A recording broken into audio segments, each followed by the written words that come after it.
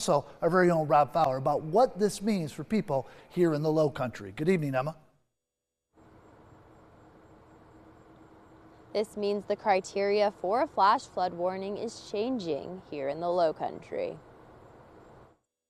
A flash flood warning is a step up from a flood advisory, something the Tri-County area sees often.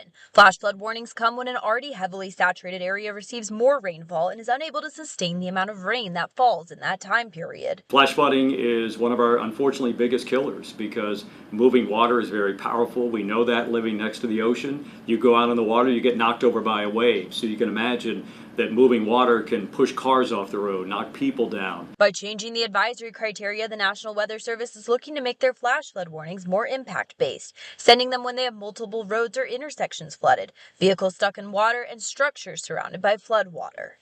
It's really kind of specific. The changes are, specifically impact city areas more than maybe they would less urbanized areas, just by the nature of it flooding easier in a city than it does because of all the concrete.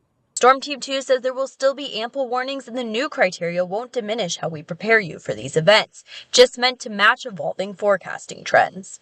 For, the general public, what this potentially means is there could be some more flash flooding, more than we've ever seen before. And again, like I said, we can't stop it. Our job is to prepare and to forecast when it might happen, and if it does happen, what to do. Criteria for weather warnings can be different based on the region. This change will be more consistent with Eastern region flood warnings. So one of the biggest driving concerns for this was to keep it equal to how other offices around at least what we call our Eastern region of the National Weather Service, and even as a whole, the whole national level of the National Weather Service, how and when they issue flash flood warnings.